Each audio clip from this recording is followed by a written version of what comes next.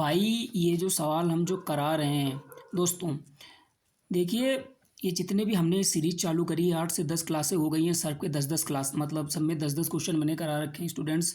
ये question SSC के लिए भी इम्पोर्टेंट हैं और अब में हमारे रेलवे के लिए भी इम्पोर्टेंट है दोस्त, ठीक है कि नहीं बच्चों। ये सारी प्रीवियस ईयर क्वेश्चन है और मैंने ये नहीं है कि बिल्कुल इजी क्वेश्चन रखे हैं। ये क्लास जो है थोड़ा सा अच्छे लेवल की होने वाली है। इसमें मैंने बिल्कुल अच्छे टॉप क्वालिटी के क्वेश्चन रखे हुए हैं दोस्तों। तो ये आप लोग को जो है पढ़ के बहुत मज़ा आने वाला है और इसमें आप देखेंगे कितने तरीके से अप्रोच मैं आपको तुम लोग को सिखाता हूँ दोस्तों, ठीक है ना, जिससे आप लोग बिल्कुल 100% स्कोर एग्ज़ाम में करके आने वाले हो, ठीक है दोस्त। तो देखिए जो स्टूडेंट्स अभी ये फर्स्ट टाइम नया नया क्लास देख रहे हैं स्टूडेंट, तो उसको आप ये मान चलो आप 30 मिनट देख के भाई एक बार देख लो। अगर आपने देख लिया तो ये मान चलिए आपको बहुत ज़्यादा फ़ायदा होने वाले हैं और इसके बाद मैं तो ये गारंटी अश्योर कर सकता हूँ कि आप ये आगे आगे की क्लासें देखेंगे और इसके पहले जो मैंने क्लासें ले रखी हैं उनको भी आप लोग ज़रूर करेंगे, ठीक है दोस्त। चलिए फिर ठीक है, हम आपको आज सिखाएंगे कि किस तरीके से इस प्रकार के सवाल को निपटाया जाता है दोस्त, ठीक है ना।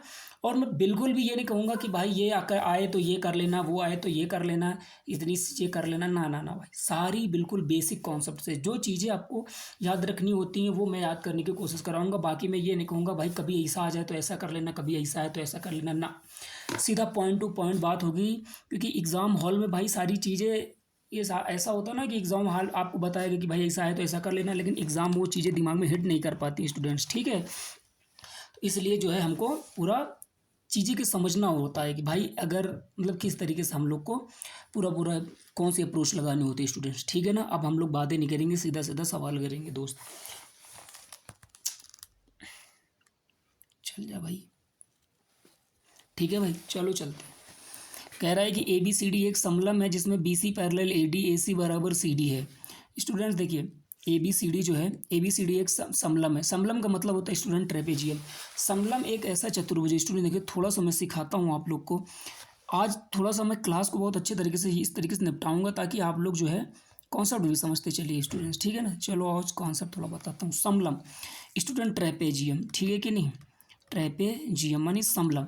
समलम स्टूडेंट क्या होता है, समलम एक ऐसा चतुर्भुज है स्टूडेंट्स, ठीक है ना, जिसका एक पेयर पैरेलल होता है। इसका एक पेयर क्या होता है, पेयर पैरेलल। पैरेलल का मतलब होता है समांतर, यानी ये वाली इसके समांतर है बट ये वाली इसके समांतर नहीं है। स्टूडेंट्स कहेंगे भैया अगर ये इसके समांतर हो सकती है, कभी ऐसा हो कि ये समांतर हो जाए, ये समांतर ना हो सकता है स्टूडेंट्स। कुल मिला के कहने का मतलब है कि वन पेयर इज इक्वल, है ना, एक सॉरी इक्वल नहीं पैरेलल, एक पेयर जो होता है वो उसमें पैरेलल होता है, इसीलिए इसका नाम ही क्या है, पैरेलली सॉरी इसका नाम क्या है, ट्रेपेजियम। हालांकि अगर दोनों पैरेलल हो जाएंगे तो फिर पैरेललोग्राम आ जाता है ना, फिर रोम्बस भी उसको कह सकते हैं बट उसकी भी अलग अलग प्रॉपर्टी है। बस अभी हम लोग क्या समझने वाले हैं, ट्रेपेजियम। ट्रेपेजियम क्या होता है, कोई भुजाओं का कोई एक जोड़ा समांतर होता है, यानी ये वाली भुजा इस वाली भुजा के समांतर होगी लेकिन ये वाली भुजा इस भुजा के समांतर नहीं होगी। यानी अगर मैं इसको हम नोट करें, यानी ए बी सी डी लिखूँ मैं, तो यानी ए बी जो है students A B C D के पैरेलल है, ए बी सी डी के स्टूडेंट पैरेलल है, लेकिन ए डी जो है बी सी के पैरेलल नहीं है, यानी एक पेयर, ठीक है भाई। तो ये हो गया हमारा ट्रेपेजियम, ठीक है। पूरी पूरी बात आप समझ चुके होंगे क्या होता है। ये हिंदी में इसको हिंदी में क्या कहते हैं, समलम चतुर्भुज, ठीक है। अब सवाल करेंगे स्टूडेंट, सीधा हो, देखो जितना स्टूडेंट समझाने वाला होगा उतना मैं समझाऊंगा, ठीक है दोस्त। ए बी सी डी एक समलम है, तो भाई एक समलम हम लोग बना लेंगे, है ना। एक हम लोग समलम फटाक से बना लेते हैं, ए बी सी डी, ठीक है। बी सी जो है ए डी के पैरेलल है, यानी बी सी जो है ए डी के पैरेलल, सॉरी भाई देखो बी सी यहाँ पे ए डी के पैरेलल हमको लाना है, तो हमको ए बी सी डी ये जो नोटेशन थोड़ा गड़बड़ हो गया है, तो हमको ए यहाँ रख लो, ए, इसको बी कर लो, इसको सी कर लो और इसको क्या कर लो, डी, पूरा बेकार हो गया, ठीक है। एक मैं डालता हूँ भाई, एक सेकंड रुक जाइए, ठीक, चलिए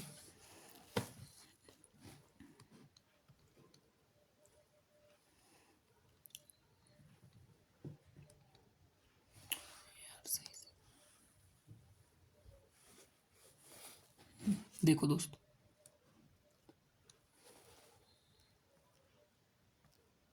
पेंसिल भी ना यार, ठीक है बनाते हैं। इस बार ए यहाँ रख लेते हैं ना, ए बी सी डी, ठीक है दोस्त, क्योंकि हमको बी सी ए डी के पैरेलल दिखाना है। तो बी सी किसके पैरेलल दिखाना है, ए डी के पैरेलल। तो अभी ये देखो बी सी किसके पैरेलल है स्टूडेंट्स, ए डी के पैरेलल है। ए सी बराबर सी डी, ए सी जो है सी डी के बराबर, यानी ए सी ये जो डायगोनल बैठेगा, ए सी किसके बराबर है, यानी ए सी को, ए सी बराबर है किसके, सी डी के बराबर, यानी ये भुजा इस भुजा के बराबर है, याद रखिएगा। ए बी सी 69 है, ए बी सी 69 है, यानी ये वाला साइड कितनी है, 69 डिग्री का दे रखा है। बी ए सी 23, हालांकि स्टूडेंट्स ये 69 का है नहीं, मतलब अगर स्केल मतलब ऐसे है नहीं, हालांकि ये 180 से ज़्यादा है, बट आप 69 मान के चलिए, ठीक है ना, क्योंकि स्केल से नाप के तो बना ही नहीं गया है, 69 गिवन है। बी ए सी 23 है, बी ए सी 23 स्टूडेंट्स, तो ये हम लोग क्या मान लेंगे, मतलब दिया है 23। ए सी डी का मान ज्ञात करना है, यानी ए सी और डी, यानी हमको स्टूडेंट्स ये वाला मान ज्ञात करना है, इस वाली साइड का, इस वाले एंगल का मान बताना है स्टूडेंट। तो सबसे पहले एक बात बताओ, एक त्रिभुज देखिए आप, ए बी सी, एक ट्रायंगल आपको दिख रहा है कि नहीं दिख रहा, अगर इन दोनों अगर त्रिभुज के तीनों कोणों का योगफल 180 होता है कि नहीं, तो स्टूडेंट हम ये वाला एंगल इजीली निकाल सकते हैं कि नहीं निकाल सकते हैं, कुछ कहेंगे भैया आप कोर्स निकाल सकते हैं आप। अगर मैं इस एंगल निकालना चाहूँगा तो त्रिभुज के तीनों कोणों का फल 180 होता है, तो यानी 69 प्लस 23, 9 9 3 12 के 2 से लगे 6 2 8 1 9, यानी 92, ठीक है ना स्टूडेंट्स, यानी इन दोनों का सम 92 है। तो ये कितना बचेगा, 180 में से जब आप 92 घटाएंगे तो कितना आएगा, 10 में से भाई 180 में से, यानी 88 आएगा स्टूडेंट, कितना आ जाएगा हमारा, कितना आ जाएगा स्टूडेंट्स, 88 आ जाएगा। ठीक है दोस्त, अब देखो, तो अगर ये वाला एंगल 88 है तो स्टूडेंट ये वाला भी एंगल 88 हो जाएगा कि नहीं हो जाएगा भाई, अगर दो रेखाएं पैरेलल हैं, अगर उसको एक ट्रांसवर्स रेखा काटती है तो ये वाला एंगल इस एंगल के बराबर होता है कि नहीं होता है स्टूडेंट, होता है।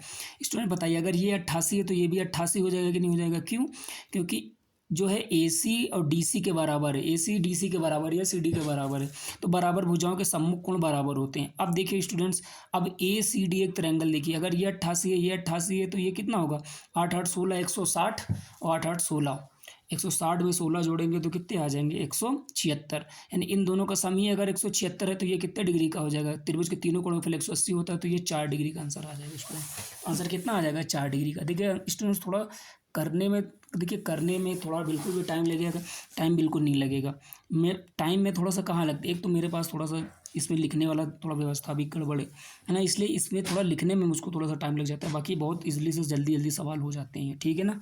चलिए दूसरा सवाल करते हैं। यदि विशाल नाव से धारा के प्रतिकूल 184 किलोमीटर की दूरी 48 घंटे में तय करता है और धारा के अनुकूल 12 घंटे में तय करता है, तो धारा की गति ज्ञात कीजिए। स्टूडेंट्स एक बात बताइए, अगर आदमी धारा के अनुकूल जा रहा है, अनुकूल का मतलब धारा की दिशा में, तो चाल क्या होती है, मान लीजिए नाव की चाल x है और धारा की चाल हमने y मान ली, दोनों की चाल जुड़ जाती है कि नहीं, एक ही दिशा में। अनुकूल का मतलब होता है जिस तरफ धारा बह रही उसी तरफ नाव जाए, तो दोनों की चालें जुड़ जाएंगी। तो चाल बराबर दूरी, स्टूडेंट्स दूरी कितनी है, दूरी बटे समय, समय स्टूडेंट कितना है, जब धारा के अनुकूल 12 घंटे में तय करता है, तो ये बताओ स्टूडेंट निकल आया कि नहीं निकल आया, यानी चाल बराबर दूरी बटे समय, सीधा सीधा फार्मूला रख दिया कि नहीं रख दिया, स्टूडेंट कहेंगे यस भैया रख दिया। अब क्या है प्रतिकूल, प्रतिकूल का मतलब है कि भाई उल्टी दिशा में है ना, कि अगर जो है नाव जिस तरफ जा रही है उसके उल्टा धारा चल रही है, तो चाल बराबर दूरी, स्टूडेंट्स दूरी तो आज भी वही है 184, दूरी समय, समय हमारा कितना आ जाएगा स्टूडेंट 48 घंटे, समय कितना आएगा 48 घंटे। और सीधा सीधा हमको इसमें वाई का मान निकालना, मतलब धारा की गति निकालनी है, तो सीधा सीधा हम इसमें क्या करेंगे, इसको माइनस कर देंगे, माइनस है तो प्लस, ये प्लस है तो माइनस, सीधा सीधा इसको काट देंगे, वाई वाई कितना आ जाएगा स्टूडेंट 2y। अब यहाँ से कैलकुलेशन बहुत फास्ट करनी है, देखो कैलकुलेशन में है ना, क्योंकि स्टूडेंट जितनी जल्दी आप कैलकुलेशन कर पाएंगे ना, उतना जल्दी आप मतलब एग्जाम को खत्म कर पाएंगे। अब देखिए इनका एलसीएम कितना आ जाएगा, 48 आएगा ना, 12 चौको 48 है ना, तो इंटू स्टूडेंट 184 इंटू 4 आएगा, माइनस 48, एक कम 48, एक का गुणा 184 में होगा, तो 184 इंटू 4 माइनस 184 इंटू 1, यानी 184 इंटू 3। इस बात को आप समझो, ठीक है ना, 2y, ठीक है स्टूडेंट्स। अभी हमको y का मान ज्ञात करना है, तो काट लो, 2 से काटो, 2 9 18 और 2 दूनी 4, ठीक है। तो यहाँ अब इसको 3 से कट रखा है, 3 एक कम 3, 3 18, ठीक है ना, 16 16 16 32, 16 पंचे 80, 16 पंचे 80 है ना दोस्त, 16 पंचे 80, तो 5.16 पंचे 80 है ना, तो कुल मिला के 5 का एक ही आंसर है स्टूडेंट, तो हमारा आंसर क्या आ जाएगा 5.75 ही आंसर आएगा, इसके आगे करने की क्या ही जरूरत है स्टूडेंट, ठीक है ना। तो ये एक मतलब हार्डली 15 से 20 सेकंड में सॉल्व हो जाएगा। आगे चलिए, 10 प्रेक्षकों का औसत 40 के बाद में यह पता चला कि एक प्रेक्षक को 50 के स्थान पर 33 पढ़ा गया। सही औसत ज्ञात कीजिए। दोस्तों जब तक आपको औसत का मतलब नहीं पता होगा आप लोग औसत कर ही नहीं पाओगे। सवाल बताने की एक अलग बात है। मैं आपको समझाता हूँ औसत क्या होता है दोस्तों। औसत का मतलब होता है एक तरीके से कि सबको बराबर बराबर चीज़ें दे दी जाए। जैसे एक आदमी को 12 रुपये मिले, एक को 14 रुपये मिले, एक को 16 रुपये मिले, एक को मान लीजिए 20 रुपये मिले। औसत का मतलब होता है कुछ ऐसा, देखिए सबके पास अलग से अलग रुपये हैं कि नहीं, मतलब थोड़ा किसी के पास कम है, किसी के पास ज़्यादा है। तो औसत का मतलब होता है स्टूडेंट कि सबको बराबर बराबर मिल जाए, है ना। बराबर बराबर मिल जाए का मतलब क्या है, जैसे अब इसका औसत का सीधा फार्मूला होता है सबको जोड़ के जितनी संख्या है उससे भाग करा दो, ठीक है। या फिर इसका डेविएशन से भी हो जाता है, ठीक है दोस्त, कि मतलब अपने आप से कुछ मान लो उसके बाद जो है डेविएट कर दो। जैसे देखो जोड़ के अगर सम इनका मतलब कुल पदों की संख्या बड़े कुल पद जितने हैं उनको जोड़ के भाग करा दोगे तो हमारा क्या निकल जाएगा, एवरेज निकल जाएगा। बट मैं डेविएशन देखो आपको सिखाना चाहता हूँ। जैसे डेविएशन मान लो 12 और सबसे छोटी संख्या 12 है और 20 है, तो इनके बीच में एक कोई भी संख्या मान लीजिए एवरेज 16 होगा, है ना। लेकिन 16 से ये कितना कम है, 4 कम है कि नहीं। तो भाई 4 यहाँ कम, 16 से कितना कम है, 2 कम है, ये इसका तो कोई मतलब ही नहीं, जीरो। ये कितना है, 16 से कितना ज़्यादा है, 4। तो इसको कहते हैं डेविएशन। डेविएशन का मतलब होता है कि डेविएशन का मतलब होता है उस जगह से कितना हिला हुआ है। डेविएट का मतलब क्या होता है, इधर उधर भटक जाना, यानी कि इससे कितना भटका हुआ है। यानी ये प्लस का 4 ये माइनस का 4 कट जाएगा।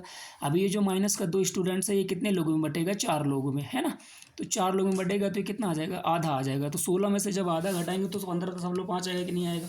तो स्टूडेंट एक तो एवरेज निकालने का ये तरीका है, बाकी आप इसको सॉल्व भी कर सकते हो, ठीक है कि नहीं। जैसे 16 और 14 हमारे स्टूडेंट कितने होंगे, 30, 50, 60, 2 62। 62 को जब 4 से गुणा कराएंगे ना तो कितना आ जाएगा, 15.5 ही आएगा, ठीक है स्टूडेंट। एक तो ये एवरेज का मतलब वास्तविकता में एवरेज होता क्या है ये हमने बताया। लेकिन स्टूडेंट देखिए एक बात और मैं आपको बताना चाहता हूँ कि एवरेज क्या है। जैसे अभी इसी में समझो आप, एवरेज का मतलब है स्टूडेंट, देखिए जैसे अगर ये 12 है, ये 12 है स्टूडेंट्स, है ना। अगर ये 12 निकल के इधर चला जाए, अगर ये 12 इधर निकल के चला जाए इसी ग्रुप में और इसकी जगह पर 10 आ जाए स्टूडेंट्स, इसकी जगह पर क्या आ जाए, 10 आ जाए। तो अगर स्टूडेंट्स 10 आ जाएगा तो यहाँ पर जहाँ पे ये 4 कम था, है ना, 4 कम था, तो देखिए कुछ ना कुछ तो अंतर आएगा कि नहीं आएगा। एक सेकंड भाई, ठीक है। जैसे 12 निकल के चला जाए स्टूडेंट और 10 आ जाए, तो स्टूडेंट देखिए भाई 12 गया और आया कितना, 10, यानी पहले से अभी और कम कितना हो गया, 2 कम हो गया कि नहीं, कम हो गया। ये 2 कम हो गया कि नहीं स्टूडेंट्स। तो एवरेज भी 2 कम होगा, लेकिन कितने पर, सब पर। एवरेज कितने सब पर कम होगा, यानी 4 पर। यानी 1/2, यानी 1/2 का मतलब क्या होता है, 0.5, यानी 1/2 और कम हो जाएगा। 15.5 में से अगर 1/2 घटाएंगे तो 15 आएगा, ठीक है स्टूडेंट। अगर ना मानिए आप करके देख लीजिए, 16 और 14 हमारा स्टूडेंट्स कितना हो जाएगा, 30, 20, 50, 10, 60, 60 हो जाएगा। और 60 कितने लोग में बटेगा, 4, तो 15 चौको 60, यानी एवरेज स्टूडेंट कितना आ जाएगा, 15। यानी कुल मिला के कहने का मतलब ये है स्टूडेंट कि अगर कोई भी कितनी भी संख्याएं दी हैं उसमें से एक संख्या आपने हटा दी, उसकी जगह दूसरी आपने ला दी है ना, तो उसमें एवरेज में अंतर आएगा। एवरेज में क्या है, अंतर आएगा। लेकिन अच्छा स्टूडेंट कहेंगे भैया 12 गया 12 आया, तो कोई मतलब ही नहीं बैठेगा भाई, कोई अंतर नहीं आएगा। 14 गया 14 आया, कोई अंतर नहीं आएगा। लेकिन अच्छा स्टूडेंट एक चीज़ और बताता हूँ, जैसे देखिए मान लीजिए संख्याएं 12, 14, 16, 20 थी। अब हमने कह दिया 20 चला गया है, 20 एवरेज से भाग गया है, मतलब 20 मान लीजिए चला गया। अब यहाँ पे हमने 30 आ गया, कितना आ गया स्टूडेंट्स, 30 आ गया। 20 चला गया है, 20 की जगह हमने 30 लिख दिया स्टूडेंट्स। तो देखिए भाई गया 20 है, आया 30 है, यानी बढ़ा कितना है, ये जो 10 बढ़ा है स्टूडेंट, ये सब में बटेगा, क्योंकि एवरेज का मतलब होता है सब में बांटो। तो सब में कितने, 1, 2, 3, 4, 4 लोगों में बटेगा कि नहीं, तो 4 ढाई 10, यानी ढाई, यानी एवरेज स्टूडेंट पहले जितना था उसमें ढाई और ऐड कर देंगे, तो 15.5 में जब आप ढाई जोड़ेंगे तो 18 आ जाएगा स्टूडेंट्स। कितना आ जाएगा, 18। ना मानो आप करके देख लो भाई, 30 और 30, 30, 60, 70, 2, 72, 72 हो गया कि नहीं हो गया। 72 का 4 लोग हैं, 4 से डिवाइड करो, 18 चुको 72 आ गया कि नहीं। तो आई होप समझ में आया होगा यार आप लोग को, कि मैंने 4-5 मिनट ले लिए। लेकिन स्टूडेंट्स देखिए ये सवाल सेकंड्स में उड़ेंगे, विद इन अ सेकंड्स। अगर आप लोग वास्तविकता में एवरेज जान गए कि यार एवरेज है क्या, तो हमने क्या बताया, अगर कोई मान लीजिए 4 से 5 आदमी हैं उनका एवरेज दिया है, 4 से 5 संख्याएं उनका एवरेज दिया है स्टूडेंट्स, तो हम लोग क्या करेंगे, सीधा सीधा कि अगर कोई जाता है और उससे आता है, ठीक है ना, तो भाई एवरेज पे फ़र्क पड़ेगा, एवरेज पे फ़र्क पड़ेगा। जैसे मान लो गया तो उसका डिफरेंट देख लेते हैं कि डिफरेंट है कितना, वो सब में बांट देते हैं और एवरेज में घटाया जोड़ लेते हैं। सीधी सीधी सी बात है जो मैंने आपको सिखाई है स्टूडेंट्स, ठीक है ना। चलिए अब सवाल करेंगे सब, है ना। आई होप समझ में आया होगा भाई आप लोग का। कौन सा था, तीसरा था स्टूडेंट। देखिए स्टूडेंट 10 प्रेक्षकों का औसत 40 था, यानी 10 चीज मतलब है कि 10 जो है डेटा है उनका 40 औसत है। बाद में पता चला कि प्रेक्षक को 50 के स्थान पर 33 पढ़ लिया गया।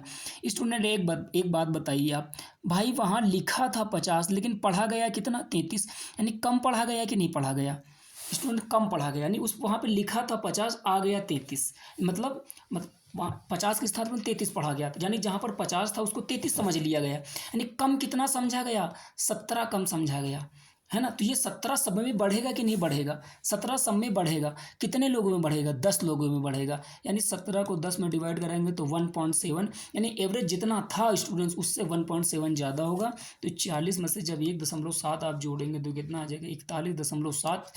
भाई अगर कॉन्सेप्ट आता है तो ये 3 सेकंड में सवाल हुई है, कॉन्सेप्ट नहीं आता तो आप फिर तो करते रहो, है ना। चलिए आगे, आई होप समझ में आया होगा स्टूडेंट्स, ठीक है कि नहीं। आप खुद बताओ यार, आपके घर में 30 रुपये, आपके यहाँ 50 लाख रुपए पड़ा था, आप कहो 33 लाख पड़ा है, तो जो 13 लाख, भाई 17 लाख जो है वो अभी तुम्हारा एक्स्ट्रा है कि नहीं, तो वो सम्मा फिर से बटी कि नहीं। अरे आप लोग इसे समझ लो कि मान लो 4 लोग हैं, 4 भाई हैं, 50 लाख रुपए रहे, ठीक है नहीं। अब 50 लाख रुपए में घर में बताया गया कि भैया 33 लाख रुपए है, तो 33 लाख में 4 लोग में बांट दिया गया, कुछ कुछ आ गया, ठीक है नहीं। लेकिन बाद में पता चला यार 33 नहीं 50 लाख रहे, तो सब लोग लड़ाई कर दें, कहिए भैया 50 में जो अब ये जो 17 तुम बचाए हो ना, ऐका भी 4 लोग में बांटो, तो फिर 17 के 4 भाग और करे जाइए, फिर जो पहले वाला एवरेज आवर है और जो अब आवा है 17 का 4 लोग में भाग करा के वो एवरेज जोड़ दिया जाएगा, ठीक है कि नहीं। तो समझ में आया कि नहीं आया स्टूडेंट्स। चलो आगे, यानी अगर कोई चीज़ लिखी ज़्यादा है पढ़ी कम गई है तो एवरेज बढ़ेगा, लेकिन अगर वो चीज़ कम है और उसको पढ़ा ज़्यादा गया है तो एवरेज घटेगा। चलो समझ में आया होगा, आगे चलते हैं।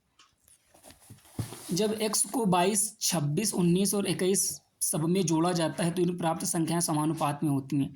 फिर 2x को y का मान ज्ञात कीजिए। देखो दोस्त, ठीक है ना, समझाते हैं थोड़ा सा आप लोग को हम।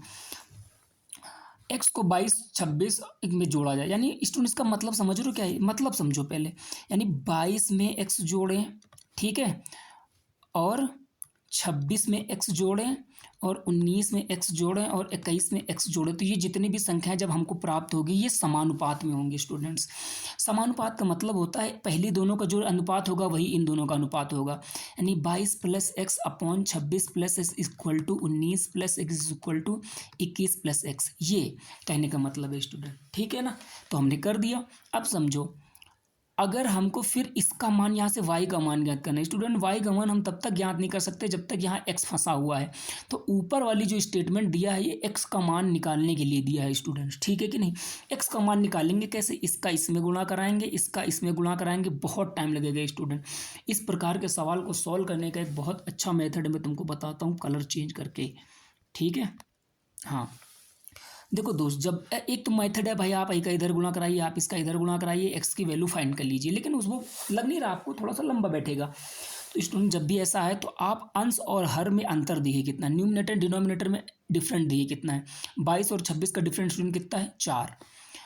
मतलब अगर इन 22 + x और 26 + x में डिफरेंट निकालेंगे, यानी बड़ी वाली चीज़ में से छोटी वाली चीज़ घटाएंगे तो 4 अंतर आएगा कुल मिला के, ठीक है।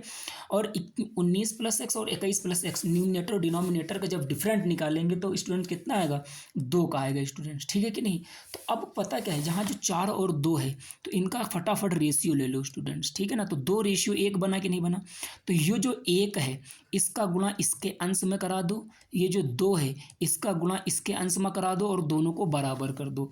This is the property of fraction. इसको समझाने देखो स्टूडेंट, अगर इसको मैं समझाऊंगा तो यही 10-15 मिनट की क्लास हो जाएगी कि ये कैसे आता है, बट ये एक थ्योरम नहीं यार, ये भी एक मैथ का एक छुपा हुआ कॉन्सेप्ट है जो बिल्कुल बेसिक से निकला हुआ है स्टूडेंट, ठीक है ना। तो सीधा सीधा 1 का गुणा जब 22 + x में कराएंगे तो 22 + x आ जाएगा, 2 का गुणा 19 + x में कराएंगे तो 19 दूनी 38 और x ये 2x आ जाएगा स्टूडेंट, ठीक है ना। तो 22 में से जब 38 घटाएंगे तो भाई कितना आएगा, -16, और 2x में से x घटेंगे तो कितना आएगा, मतलब इधर 2x में से x घटाएंगे तो x आ जाएगा, तो x बराबर -16। बच्चे कहेंगे भैया अगर हर माँ इधर हम हिमा 1 से गुणा करा दिए, हिमा 2 से गुणा करा दिए तो भी बात बन जाएगी, कोई समस्या नहीं होने वाली है, वैसे भी निकाल लो आप लोग, कोई दिक्कत नहीं बैठेगी, ठीक है कि नहीं। तो एक्स का मान देखो बहुत इजीली पता चल गया है ना। समझाने में स्टूडेंट टाइम लगेगा, लेकिन ये करने में 10-10 सेकंड में होंगे स्टूडेंट्स। ठीक है, अब देखो, अब सीधा सीधा हमको इसकी वैल्यू बच्चों बतानी है, यानी 2x बटे वाई। यहाँ सीधा मैं लिखता हूँ 2x अनुपात y लिखा है तो सीधा मैं बट्टे लिख रहा हूँ, बराबर y upon 4x minus 8 student. तो सीधा सीधा मैं वैल्यू रखूँगा, तो 16 16 दूनी 38 है ना, इंटू इधर देखो 4x माइनस 8, तो सीधा मैं करूँगा ना, 16 चौको 64 और 64 में से 8 जोड़ेंगे तो हमारे कितना आ जाएगा 72। तो कितना आ जाएगा माइनस के 72 बराबर y का y से गुणा कराएंगे तो y स्क्वायर। अब माइनस माइनस प्लस हो जाएगा, यानी 38 इंटू 72, इसके आगे आगे अंडर रूट बराबर y। तो स्टूडेंट अगर इसको कभी अगर इसको सॉल्व करना है हमको, 16 दोनों स्टूडेंट कितना हो जाएगा 32 हो जाएगा ना यहाँ पे 32।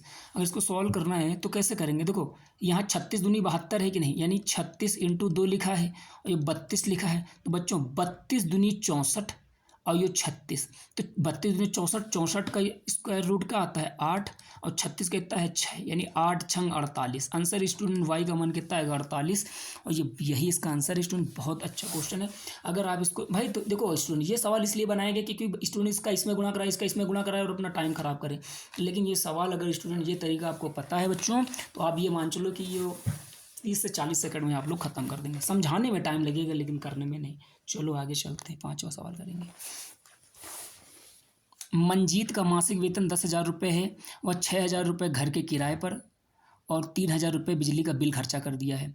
शेष राशि उसकी मासिक बचत है। स्टूडेंट्स खुद बताओ यार, 10,000 रुपये कमा रहा है, 6,000 किराया दे दी, 3,000 बिल पर खर्चा कर दिया है, तो बचाइस कितना? सेविंग स्टूडेंट्स कितनी हुई बताओ? सेविंग तो 1,000 हुई ना। सेविंग तो 1,000 रुपये उसने बचाया कि नहीं बचाया? यदि अपने जन्मदिन के महीने में उसने अपनी सारी मासिक बचत अपने जन्मदिन पर खर्चा कर दिया, तो एक वर्ष में उसकी बचत कितनी? एक वर्ष में उसकी बचत कितनी? अरे भाई, मासिक बचत कितनी थी? 1,000 रुपये महीना बचाता था। अपने जन्मदिन के महीने में उसने अपनी सारी मासिक बचत खर्च कर दी, यानी भाई जन्मदिन साल में एक ही बार तो आई, यानी एक ही महीने में तो आएगा, यानी एक महीने में उसने कितना ही रुपया, यानी पूरा 1,000 रुपये अपने बर्थडे पर खर्चा कर दिया है। अरे भाई, एक ही कुल मिला के उसका एक साल में एक बार, एक महीने में, एक साल में एक ही बर्थडे तो आता है, वो भी एक महीने के अंदर। ठीक है, यानी अब उस महीने मान लीजिए 14 जनवरी का, मान लो 14 जनवरी नहीं, 14 जनवरी का है उसका बर्थडे, ठीक है ना, तो 1,000 रुपये वो पूरी जनवरी भर में उड़ा डाली से, तो बताओ एक साल में कितना उड़ाई? 12,000। सीधी सीधी तो बात है, ये बिल्कुल बेकार क्वेश्चन है, इसमें कुछ करने वाला नहीं है। ठीक है ना, या उसने अपनी सारी मासिक बचत अपने जन्मदिन पर खर्चा कर दी, तो एक वर्ष में उसको बचत कितनी है भाई? 1,000 रुपये यार, ऑब्वियस सी बात है भाई, कितनी? 12,000 है। ठीक है ना, 12 महीने होते ना। सवाल करेंगे 6वां। x की power 4 minus 10 x square plus 22 के गुणनखंडों को द्विघात बहुपद के रूप में ज्ञात कीजिए स्टूडेंट। तो देखो भाई, पहला तो एक तरीका स्टूडेंट्स इसका ये है कि आप x की वैल्यू हम कुछ मान लीजिए, x की वैल्यू आप 0 मान लो या फिर 1 मान लो, जो भी आपकी मर्जी हो। x बराबर 0 मान लो चाहे 1 मान लो, जो आपकी मर्जी है आप लोग रख के कर लो। ठीक है कि नहीं, उसके बाद ऑप्शन में मैच करा लीजिए, हो जाएगा।